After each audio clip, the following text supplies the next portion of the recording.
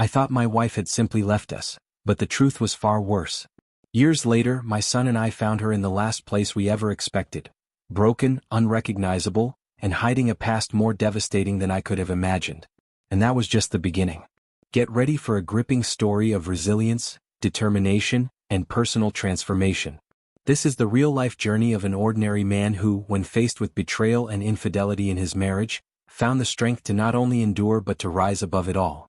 It's a testament to how making the right choices and taking decisive action can lead to true freedom and self-discovery. My wife and I had been married for 11 years. We built a life together, raising 2 children now 11 and 9. But beneath the surface of our seemingly stable marriage, a devastating truth lurked. She had been unfaithful for 8 months.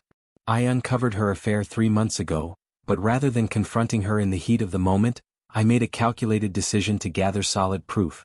I collected undeniable evidence, including video footage, and consulted a reliable lawyer to draft a separation agreement. That was 9 months ago, what many in my situation call D-Day. I waited patiently for her return from another night with the man she had betrayed me for. The moment she stepped through the door and saw me sitting at the dining table, an unease settled over her. Her eyes darted around anxiously. "Have a seat," I told her, my voice calm but resolute. "We need to talk." By then I had shed all my tears. The initial shock and heartbreak had long passed. From the moment I first learned of her affair, I had made up my mind. I was going to divorce her.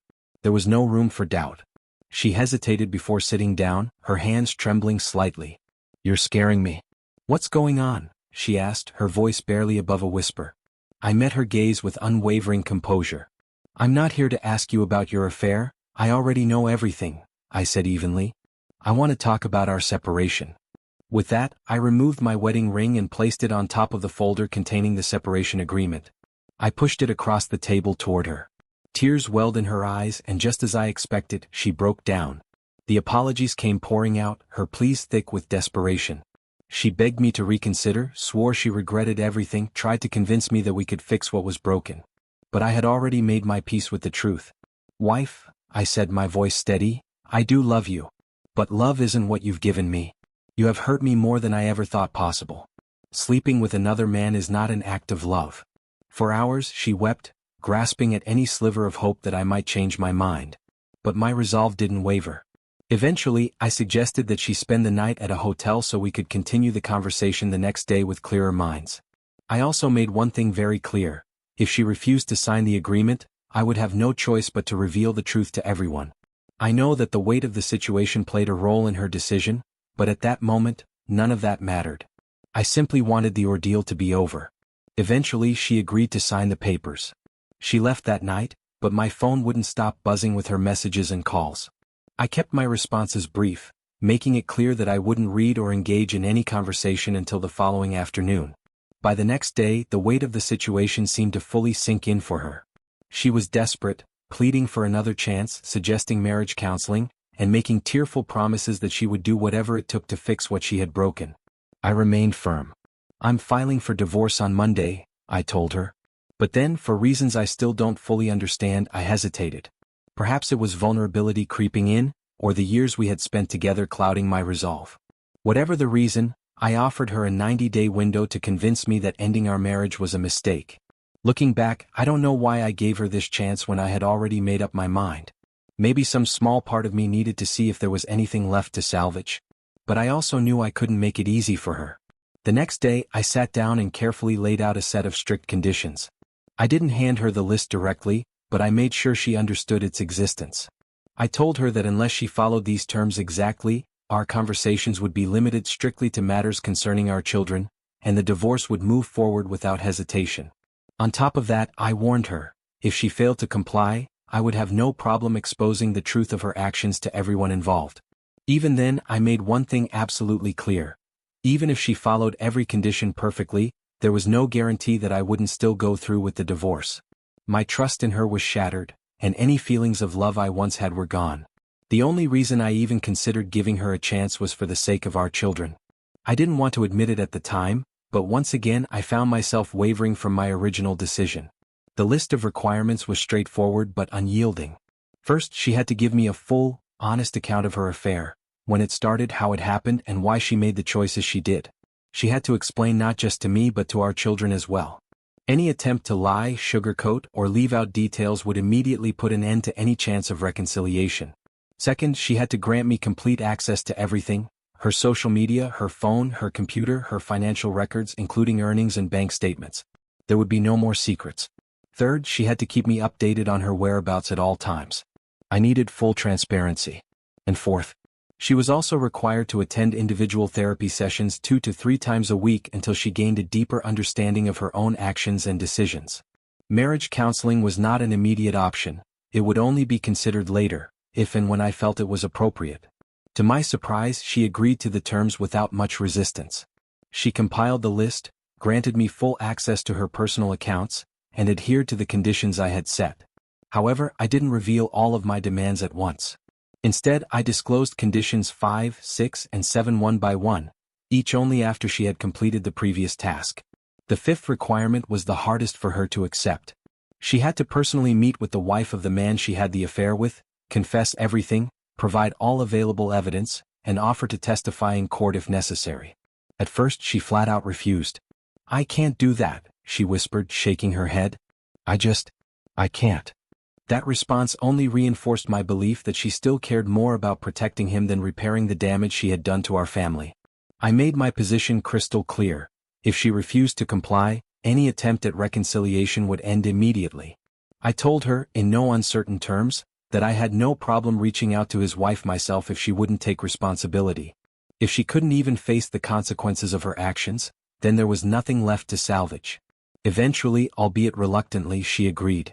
When she finally met with the other man's wife and told her the truth, the reaction was explosive.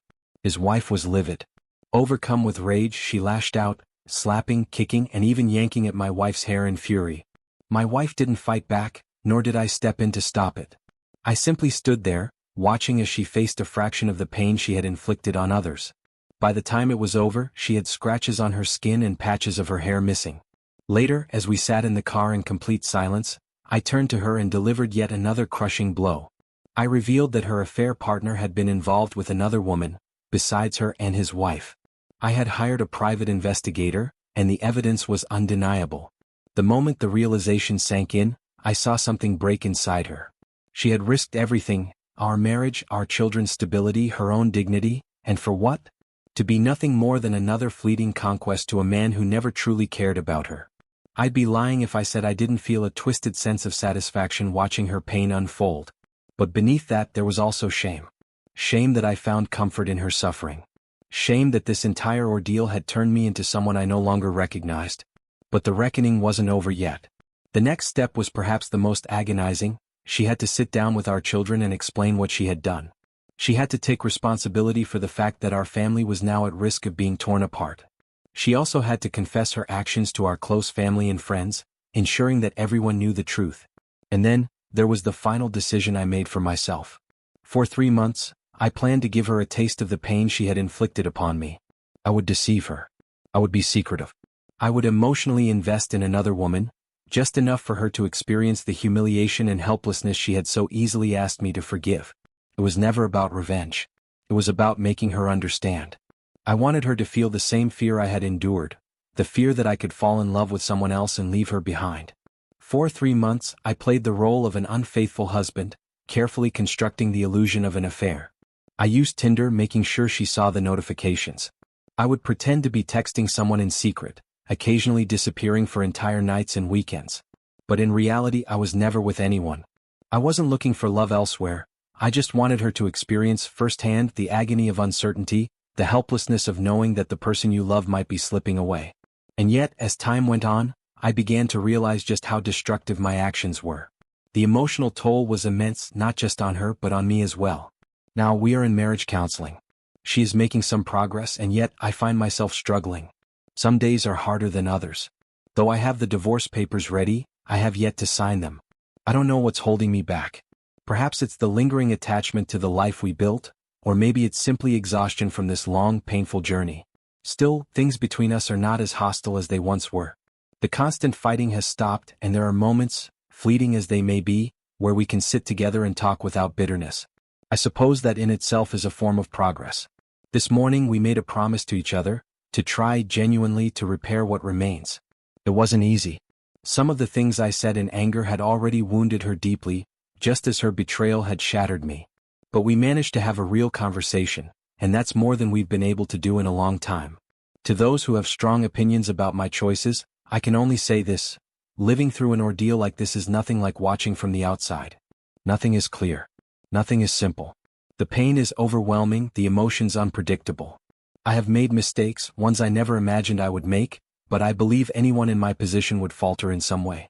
When you're drowning in heartbreak, rational thinking becomes a luxury. To those who suggest we have harmed our children by trying to salvage this marriage, we respectfully disagree. We have been open and honest with them, and they have expressed gratitude for our transparency.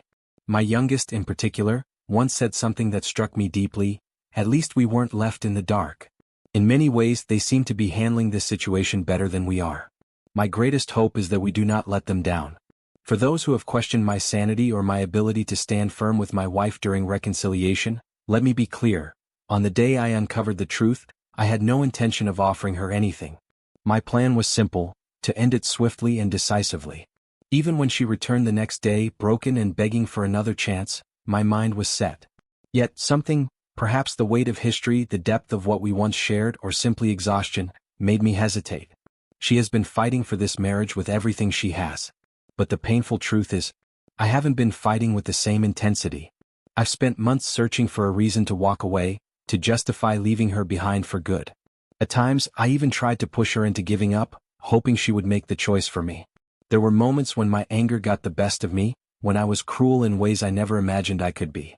I know that I can be intimidating, and yet, through it all, she never fought back. She didn't make excuses.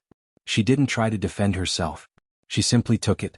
She has remained unwavering in her commitment to reconciliation, even when I did everything in my power to push her away.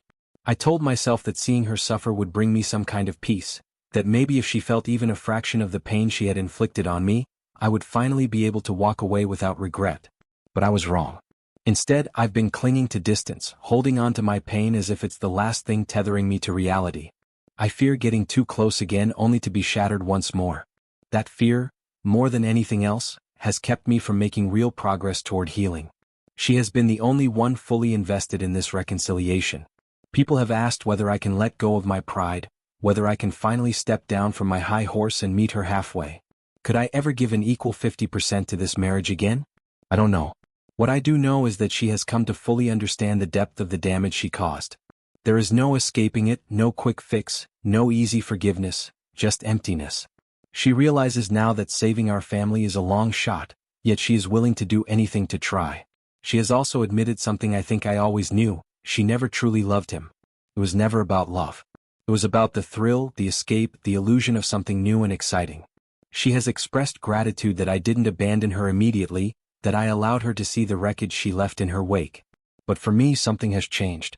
The qualities that made me fall in love with her, the things that once made her her, are now buried beneath the weight of guilt and regret. I don't know if those feelings will ever return. Still, there has been some progress. Thanks to advice from kind strangers on the internet, we've been able to identify some of the biggest obstacles we need to overcome. And for the first time since D-Day, we actually slept in the same bed. Felt nice, familiar, like a glimpse of the life we used to have. But even as I lay beside her, I couldn't ignore the lingering doubt, the fear, the pain. We still have a long road ahead, and I can't say with certainty where it will lead. But for the first time, I think I can say this: at least now, the good moments are starting to outnumber the bad. I believe in the end we'll be okay. Our kids are doing well, and for the first time in a long while, I have hope for the future. Update. Since so many people have asked, here's where things stand now. My wife and I are currently living apart. At first, our reconciliation seemed to be on the right track. She was doing everything she needed to do, showing remorse, making amends, and putting in the effort to rebuild trust. But as time passed, I began to notice that while I was slowly regaining control of my emotions, she was spiraling into self-hatred. She was struggling to forgive herself. Meanwhile, I did what I could to move forward. I kept my feelings buried, not wanting to burden her any further. In some ways, I even felt proud of her. She was making strides, trying to become a better person, and for a brief moment I thought maybe, just maybe, we had a chance. Her family was proud of her too. We even threw a big celebration for her graduation and new job. Everyone came together for it, Our whole family. It was supposed to be a fresh start. We had even postponed our wedding at her request so she could focus on building her dream career. This job meant everything to her, and I never once believed she would do anything to jeopardize it. But then, she did. She began getting too close to some of her students. At first, she brushed it off, saying it was nothing more than mentorship, that she was simply guiding them.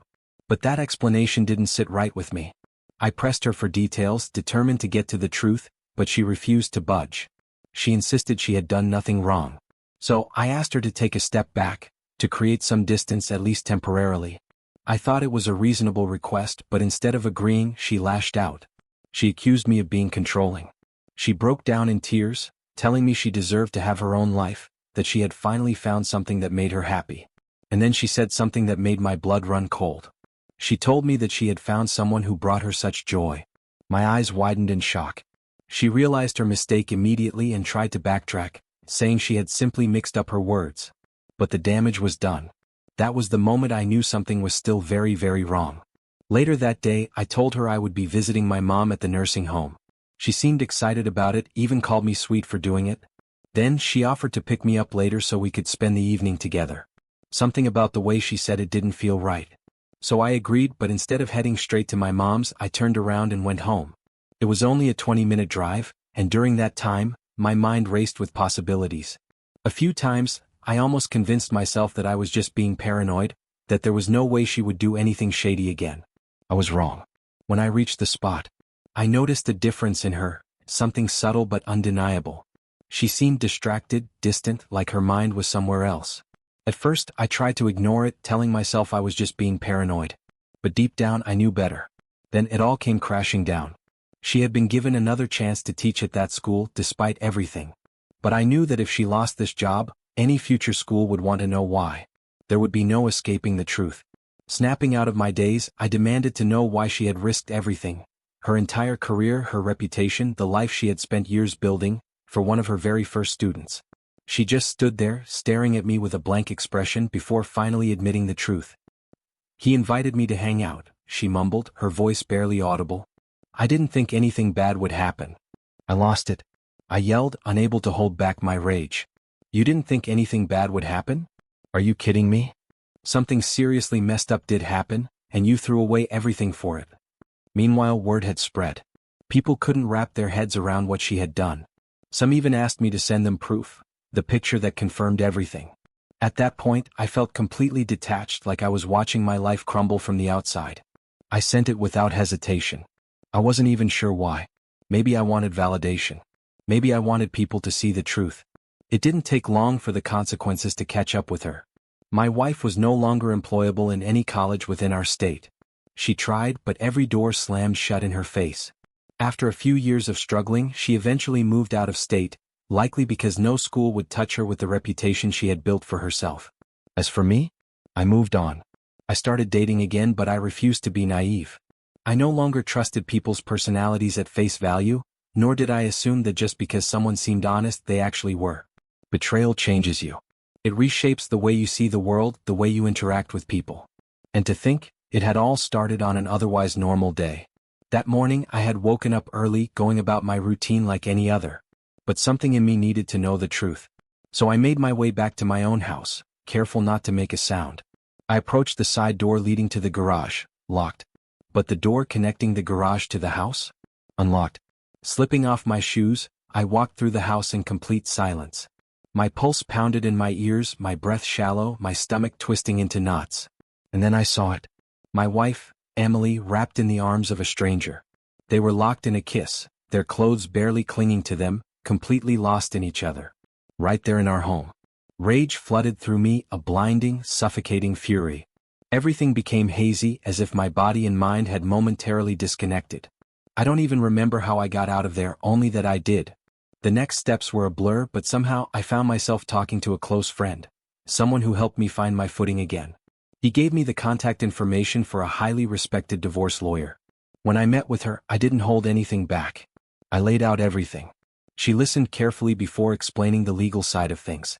Since North Carolina is a no-fault divorce state, her infidelity wouldn't necessarily affect the case. But, and this was key, it could impact alimony payments, meaning she might not be entitled to financial support. That was all I needed to hear. We got the paperwork in order and mapped out our next steps. Emily had been careful, likely hoping to keep things quiet. But I knew she wouldn't confess on her own. And that's when I made up my mind, I would share the photos and videos. If she wouldn't tell the truth, I would. When I caught her in our house with that guy, I knew I needed to make sure the truth came to light. I gathered the evidence, photos, videos, everything, and sent a package to her parents. Inside, I laid it all out, explaining exactly why I was divorcing their daughter. 6 weeks later, when the divorce hearing arrived, her parents were nowhere to be seen. They didn't show up. Not that I expected them to. My lawyer informed me that Emily was planning to request alimony. She reassured me that, given the circumstances, it likely wouldn't work, but she wanted me to be prepared nonetheless. It was strange though. Despite everything, I still occasionally ran into her. One day, I found myself at the same restaurant where I had originally handed her the divorce papers. And there she was, sitting alone. She was nothing like the woman I once knew. Gone was the confident, self-assured person she used to be.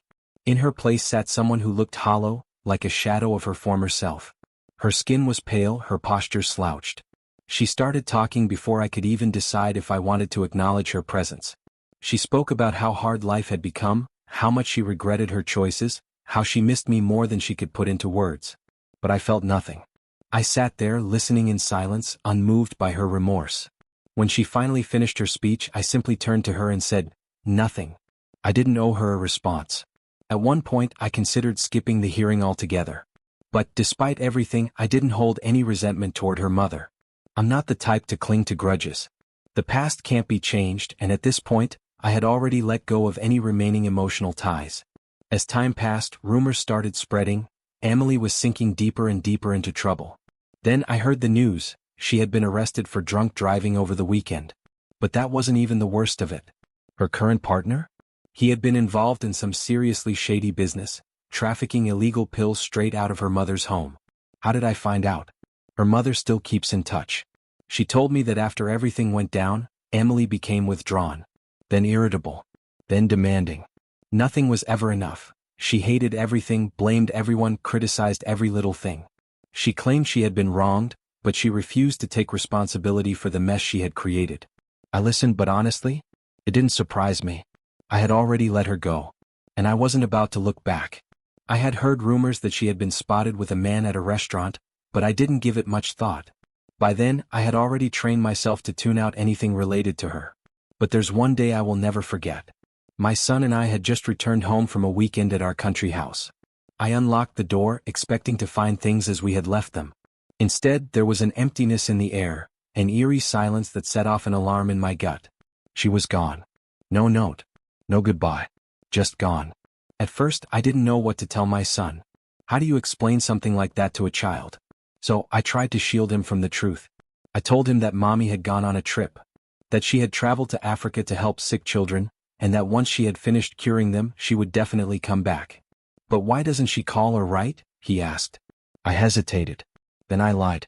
There are jungles in Africa, I said. No phones, no mail. But as soon as she gets a chance, she'll send us a message. It was painful to keep up the charade, but what else could I do?